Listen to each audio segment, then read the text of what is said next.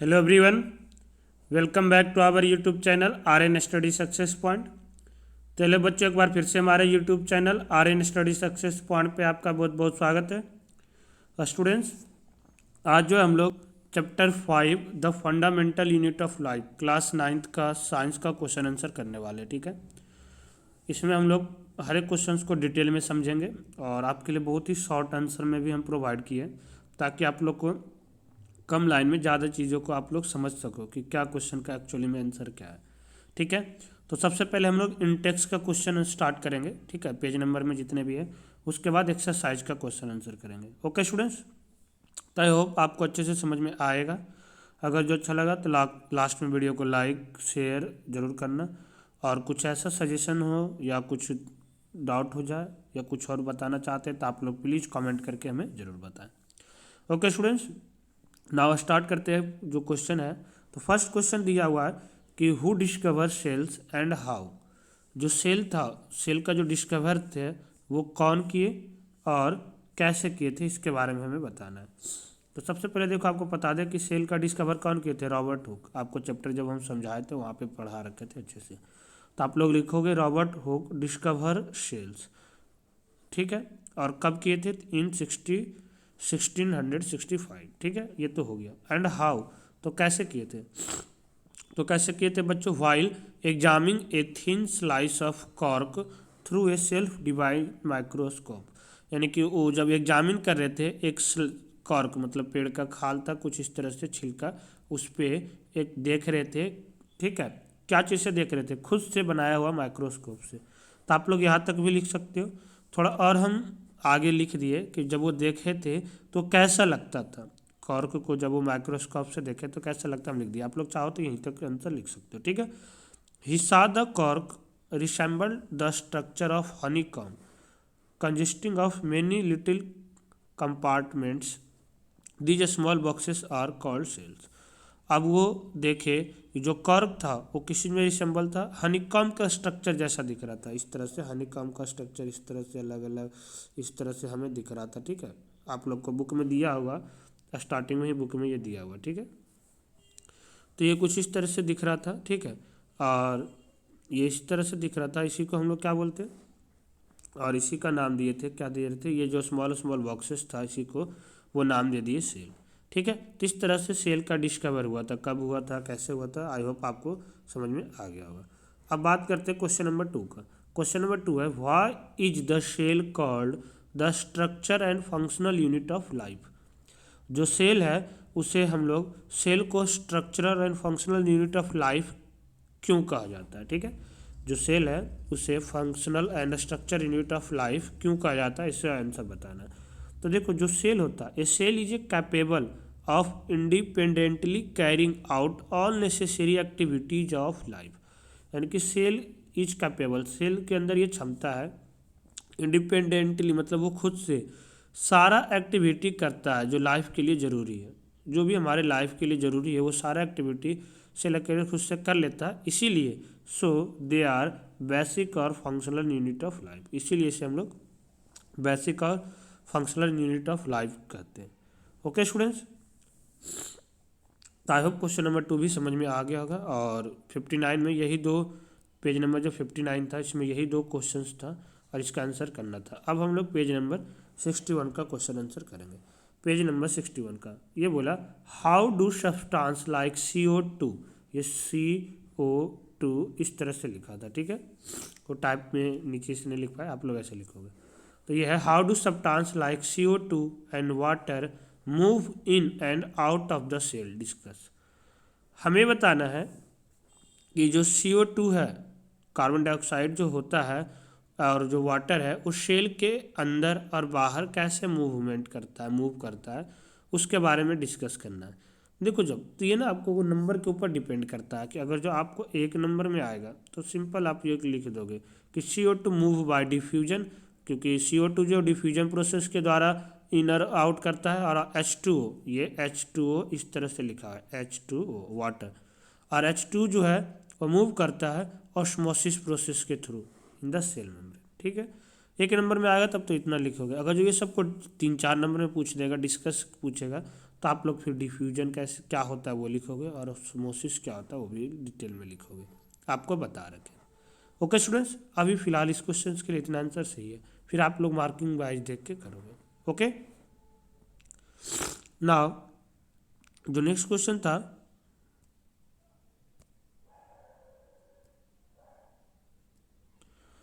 जो हमारा next question था स्टूडेंट्स वो है, what is the plasma membrane called selectively permeable membrane. जो प्लाज्मा मेम्ब्रेन होता है उससे हम लोग सिलेक्टिवली प्रिएम्बल मेम्ब्रेन क्यों कहते हैं, इसके बारे में आपको बताना है। तो it is called selectively permeable membrane, इसे हम लोग सिलेक्टिवली प्रिएम्बल मेम्ब्रेन कहते हैं, क्यों? Because it allow the entry and exit of some substance और नॉट ऑल। ठीक है, यानी कि यही परमिशन देता है सेल के अंदर, जैसे कि हमारा सेल है और ये जो सेल मेम्ब्रेन था इसी का दूसरा नाम क्या है, प्लाज्मा मेम्ब्रेन। प्लाज्मा मेम्ब्रेन या सिलेक्टिवली मेम्ब्रेन भी इसी को बोलते हैं। तो इसे क्यों कहते थे, देखिए सेल का बाहर का ये पार्ट्स है, तो इस सेल के अंदर क्या चीज़ जाएगा और क्या सेल के बाहर आएगा ये कौन डिसाइड करता है, प्लाज्मा मेम्ब्रेन ही डिसाइड करता है। ठीक है, प्लाज्मा मेम्ब्रेन जो हो गया वही डिसाइड करता है, इसीलिए प्लाज्मा मेम्ब्रेन को क्या बोलते हैं, सिलेक्टिवली प्रिएम्बल मेम्ब्रेन भी बोलते हैं। आई होप कि देखो एकदम बिल्कुल आसानी से एकदम हम इजी लैंग्वेज में लिख रखे हैं। ठीक है, और आपको आसानी से समझ में आ रहा होगा। अगर जो अच्छा लगे लाइक करना, अगर जो कुछ डिफिकल्ट होता है कोई परेशानी होता है फिर भी आप लोग कमेंट करके हमें ज़रूर बता सकते हैं। अब जो है हमारा पेज नंबर 63 का क्वेश्चन आंसर करना। ठीक है, पेज नंबर 63 का, पेज नंबर 63 का जो फर्स्ट क्वेश्चन है स्टूडेंट्स वो है, fill in the gap in the following table illustrating difference between prokaryotic and eukaryotic cell. Actually हमें क्या बताना है, प्रोकैरियोटिक और यूकैरियोटिक सेल में डिफरेंस बताना है, तो हमें तो ये गैप दे रखा है, इसी के माध्यम से हमें बताना है। एग्जाम में देखो आपको डायरेक्ट आ सकता है लिखा हुआ कि give the difference between prokaryotic and eukaryotic cell, तो आप लोग वहाँ से लिखोगे। यहाँ तो आपको चलो अच्छी बातें समझाने के लिए थोड़ा दे रखा है ताकि आपको पता चल जाएगा कि क्या क्या लिखे। ठीक है, यहाँ पे देखो आप देखोगे तो इसका जनरली साइज क्या आता है 1 से 10 माइक्रोमीटर यहाँ से। ठीक है, यहाँ यानी कि 1 माइक्रोमीटर में कितना होता है 10⁻⁻⁶ मीटर, इसका साइज 5 से 100 माइक्रोमीटर तक होता है। इस तरह से पूरा दे रखा है, तो हम पूरा डिटेल में ही आपको बताया कहाँ कहाँ पे फिल करना था क्या चीज़। ठीक है, तो पहला तो आप तो पूरा देखो लर्न करोगे, डिफरेंस जो है पूरा लर्न करना कि इसकी साइज लगभग 1 से लेकर के 10 माइक्रोमीटर तक होता है, इसकी साइज जो यूकैरियोटिक सेल होता है उसका साइज 5 से लेकर 100 माइक्रोमीटर तक होता है। न्यूक्लियर रीजन तो हम बोले तो प्रोकैरियोटिक सेल, सबसे ये डिफिनेशन इंपॉर्टेंस है। ठीक है, ये एक तरह से आप लोग प्रोकैरियोटिक सेल में लिख सकते हो। प्रोकैरियोटिक सेल का जो होता है poorly defined because of absence of nuclear membrane. जो न्यूक्लियर रीजन होता है, जो न्यूक्लियस होता है प्रोकैरियोटिक सेल में, वो अच्छे तरह से डिफाइन नहीं होता है, वेल डिफाइंड नहीं होता, क्योंकि उसके अंदर न्यूक्लियर मेम्ब्रेन नहीं होता है, एंड नोन एज निकोलॉइड्स, इसीलिए इसे निकोलॉइड्स कहा जाता है। इसका जो बात करें हम यूकैरियोटिक सेल में, तो इसमें वेल डिफाइंड न्यूक्लियर मेम्ब्रेन होता है and surrounded by nuclear membrane. Well defined nucleus होगा और ये न्यूक्लियर मेम्ब्रेन से घिरा होता है आसपास। ठीक है, इसमें क्रोमोजोम जो होगा सिंगल क्रोमोजोम होगा। प्रोकैरियोटिक सेल में इसमें एक से ज़्यादा क्रोमोजोम होता है। ठीक है, तीसरा डिफरेंस। चौथा डिफरेंस क्या था, membrane bound by single organelles are absent. इसमें जो मेम्ब्रेन होता है वो सिंगल ऑर्गेनेल्स जो मेम्ब्रेन होता है बाउंड जो सेल ऑर्गेनेल से करता है वो एब्सेंट होता है। यहाँ जो मेम्ब्रेन होगा जो सेल को बाउंड करेगा वो होता है। ठीक है, बहुत सारे membrane bound cell organelle such as mitochondria, plastids, ये सारे इसमें प्रेजेंट होते हैं। किस में, यूकैरियोटिक सेल में।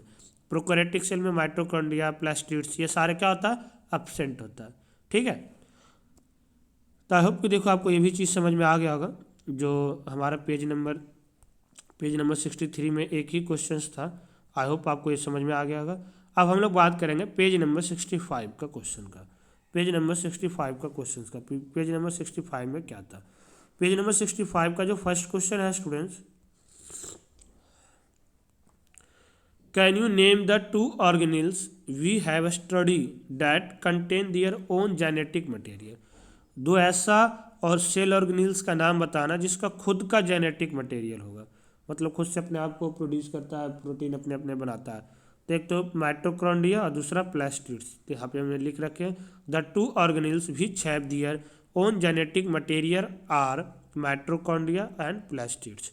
ये दो ऐसे सेल ऑर्गेनेल्स है जिसका खुद का क्या होता है, जेनेटिक मटेरियल होता है। ओके स्टूडेंट्स, ना अब हम क्वेश्चन नंबर 2 की बात करते हैं कि if the organisation of cell is destroyed, जो सेल का ऑर्गेनाइजेशन है वो डिस्ट्रॉय हो जाएगा अपने आप, तो ड्यू टू सम फिजिकल और chemical influence what will happen, तो क्या होगा, किसी भी कारणवश, फिजिकल या केमिकल कारणवश जो सेल का ऑर्गेनाइजेशन था, बनावट था, वो खत्म हो गया, तो क्या होगा, तो the cell will not able to revive and lysosomes will digest it, तो सेल जो है क्या करेगा, अब रिवाइव नहीं कर पाएगा, जी नहीं पाएगा, और लाइजोजोम जो है उसे डाइजेस्ट कर जाता है, हजम कर जाएगा। ओके स्टूडेंट्स, अगला क्वेश्चन आ गया लाइजोजोम से, काफ़ी इंपॉर्टेंट क्वेश्चन है। Why are lysosomes are suicide bags, lysosomes को सुसाइड बैग क्यों कहा जाता है, वाई आर द लाइव, ऐसे भी आ सकता है क्वेश्चन, जो name the cell organelles which are called suicide bag and why, कौन सा सेल ऑर्गेनेल्स को सुसाइडल बैग कहा जाता है, तो लाइजोजोम्स को क्यों कहा जाता है, तो देखो ये इस आंसर में भी इसका क्वेश्चन, इस क्वेश्चन का आंसर इसमें ही छिपा हुआ है। When the cell get damage, जैसे सेल डैमेज होना स्टार्ट हो जाता है, लाइजोजोम्स में भी ब्रस्ट, वो भी क्या हो जाता है, फट जाता है, एंड जो इंजाइम डाइजेस्ट होता है, जो इंजाइम होता है, जो डाइजेस्टिव इंजाइम होता है, और उनका दियर ओन सेल, ठीक है, burst and the enzymes digest their own cell, और जिसका इंजाइम होगा वो अपने खुद का सेल को डाइजेस्ट कर जाता है, मतलब हजम कर जाएगा, इसीलिए लाइजोजोम्स को सुसाइड बैग भी कहा जाता है। ओके स्टूडेंट्स, अब question number 4, where are proteins synthesised inside the cell, protein कहाँ पे बनता है हमारे सेल के अंदर, तो आपको बता दें the protein are synthesised in the ribosomes, ये लाइजोसोम्स था, ये राइबोसोम है, ठीक है, that are also known as protein factories, जिसे हम लोग प्रोटीन फैक्टर भी कहते हैं राइबोसोम्स को। आपसे पूछ देगा कि name the protein factory of the plants, sorry cell, ठीक है, सेल का जो प्रोटीन फैक्ट्रीज किसे कहा जाएगा, तो किसे कहा जाता है, राइबोसोम्स को, किसे कहा जाएगा स्टूडेंट्स, राइबोसोम्स को। ओके, आई होप कि देखो आपको समझ में आ रहा होगा कि किस तरह से चीज़ों को करना था ना। अब हमारा देखो इसी के साथ जो था हमारा जो है इंटेक्स क्वेश्चन खत्म हो जाता है। अब हम लोग क्या करने वाले हैं, अब हम लोग एक्सरसाइज का क्वेश्चन आंसर करेंगे। किसका क्वेश्चन आंसर करेंगे स्टूडेंट्स, एक्सरसाइज का, ठीक है। एक्सरसाइज में भी कम ही क्वेश्चन है, ठीक है, बहुत ही मोस्ट एंड इम्पॉर्टेंट क्वेश्चन।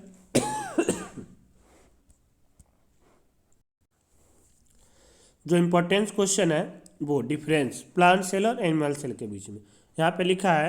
यहाँ पे क्वेश्चन जो है स्टूडेंट्स हमें बताना है, make a comparison and write down ways in which plant cell are different from animal cell. बात करें तो प्लांट सेल और एनिमल सेल के बीच का डिफरेंस बताना है आपको। देखो हम तो यहाँ से बताए, और पेपर में भी तो डायग्राम भी पूछ देता है कि डायग्राम के माध्यम से बनाओ, या डायग्राम बनाना आ जाएगा प्लांट सेल एनिमल सेल का, तो आप लोग ड्रॉ भी करोगे। ओके स्टूडेंट्स, यहाँ पे हम बिल्कुल इजी लैंग्वेज में आपके लिए 5 भी लिखे हैं, ठीक है। अब और मार्क्स के बेसिस पे आप लोग देख सकते हो, और भी सारा चीज़ है, ठीक है, जो आप लोग करोगे। प्लांट सेल और एनिमल सेल में, प्लांट सेल में क्या होता है, सेल वाल होता है, पहला डिफरेंस। एनिमल सेल में सेल वाल नहीं होता, animal cell don't have cell wall, plant cell have cell wall. Okay students, second बात करें तो they contain chloroplast, plant cell के अंदर क्लोरोप्लास्ट होता है, यानी कि प्लास्टिड्स होता है, तभी तो उसका कलर ग्रीन होता है, क्लोरोफिल होता है। एनिमल सेल के अंदर they don't have chloroplast, they do not have centriole, और इसमें सेंट्रियोल प्रेजेंट होता है। इसका जो प्लांट सेल का क्या जो वैक्यूल्स होता है बहुत ही लार्ज होता है, present in the centre of the cell. जो प्लांट सेल का वैक्यूल्स होता है बहुत ही लार्ज होता है और सेंटर में प्रेजेंट होता है। लगभग वैक्यूल्स जो होता है ना वो 90% सेल का पूरा 90% स्पेस तो यही घेर लेता है वैक्यूल्स, ठीक है। एनिमल सेल में नहीं के बराबर होता है या फिर छोटा होता है, वैक्यूल्स इज स्मॉल। न्यूक्लियस जो प्रेजेंट होता है inside of the plant cell, nucleus is present मतलब कहीं भी होगा प्रेजेंट, एनिमल सेल में हमेशा सेंटर में प्रेजेंट होता है एनिमल सेल के में न्यूक्लियस, ठीक है स्टूडेंट्स। इस तरह से कुछ काफ़ी डिफरेंस जो है आप लोग क्या करोगे बता सकते हो किसके बीच में, प्लांट सेल और एनिमल सेल के बीच में, ठीक है स्टूडेंट्स। आई होप आपको समझ में आ गया होगा। आगे जो क्वेश्चंस था देखो, आगे एक्सरसाइज में कौन सा जो हम लोग इंटेक्स क्वेश्चन में पढ़े थे, प्रोकैरियोटिक सेल और यूकैरियोटिक सेल में डिफरेंस, ठीक है। तो यहाँ से देखो हम लिख रखे हैं पहले प्रोकैरियोटिक सेल के बारे में, फिर यहाँ से स्टार्ट किया यूकैरियोटिक सेल के बारे में। ठीक है।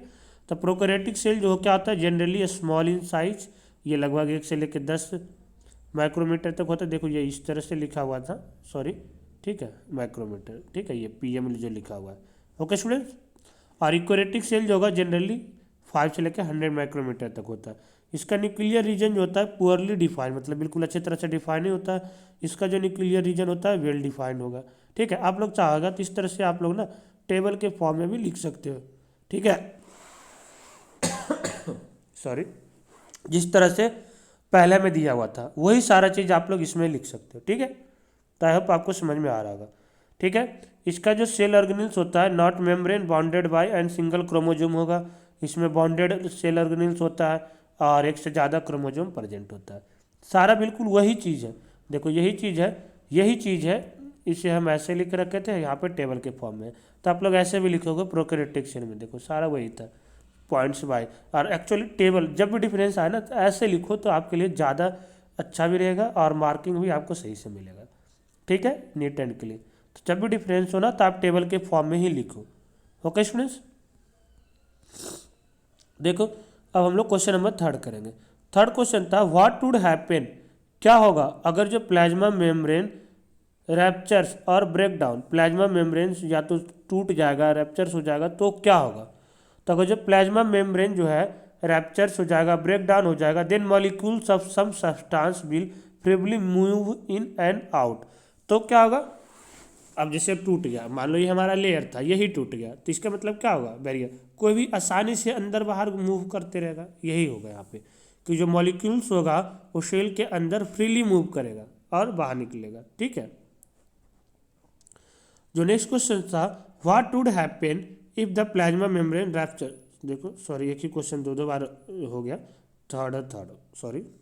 ठीक है। क्वेश्चन नंबर फोर्थ क्वेश्चन देखो क्या था, what would happen to the life of cell if the cell was no Golgi apparatus. अगर ये बोला कि सेल का लाइफ क्या होगा, क्या घटित होगा अगर जो सेल के अंदर गॉल्गी अपरेटस नहीं होता। आप लोग को हम पढ़ा रखे गॉल्गी अपरेटस का क्या काम होता है। तो Golgi apparatus has the function of storage. जो गॉल्गी अपरेटस होता है उसका काम क्या होता है, स्टोरेज, मतलब फंक्शन क्या होता है, स्टोर करके रखना एनर्जी वगैरह सब चीज़ को। And modification and packing of the product in the vessels. और फिर उसे मॉडिफिकेशन करता है, पैकिंग करता है प्रोडक्ट ऑफ वेसल्स के फॉर्म में। If there is were no Golgi bodies, अगर जो गॉल्गी बॉडीज नहीं होता, packing and dispatching of the material synthesis by cell will be stocked. ये नहीं होगा, स्टॉक्ड हो जाएगा। मटेरियल का सिंथेसिस करना और उसे पैक डिस्पैचिंग करना, ये सब चीज़ नहीं हो सकता था। ठीक है, ये था ना। अब हम लोग बात करेंगे क्वेश्चन नंबर 5 का। 5 में क्या था कि which organelles is known as the power house of cell and why. देखो बहुत इंपॉर्टेंट क्वेश्चन है कि सेल ऑर्गेनेल्स का किस पार्ट को हम लोग पावर हाउस ऑफ सेल बोलते हैं और क्यों।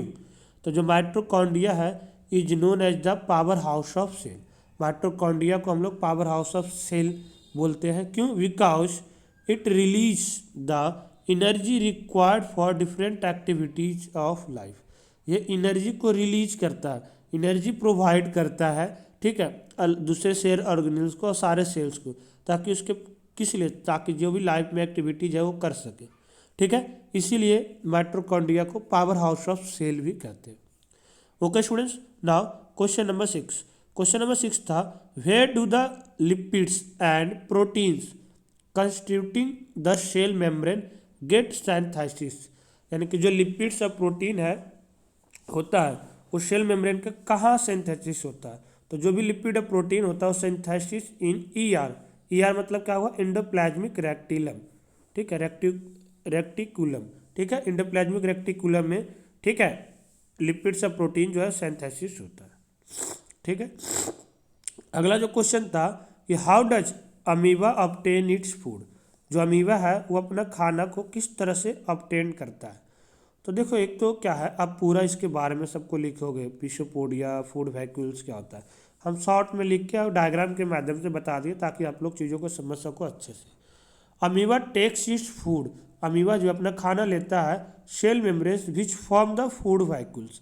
फूड वैक्यूल्स बना देता है और उससे वो खाना लेता है। एक्चुअली करता क्या है, जैसे ये अमीबा जो है, ये अमीबा है, ये खाना यहाँ पे देखा तो क्या करेगा, धीरे धीरे इसके तरफ वो बढ़ना स्टार्ट कर देगा, अपना साइज को उस तरह से बना देगा और बाद में पूरे उसे घेर लेगा।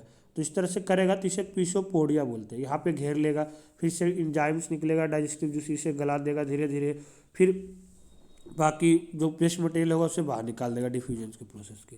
ये पूरा फूड व्हीकल्स हो गया जो बना देगा यहाँ पे, ठीक है। तो ये पूरा प्रोसेस होता है अमीबा का, किसका, खाना का, obtain of their food. 10th class में आप लोग जाओगे तो और डिटेल में अच्छे से पढ़ोगे और ये बोर्ड के एग्जाम के लिए 5 मार्क्स क्वेश्चंस के लिए इंपॉर्टेंस हो जाता है।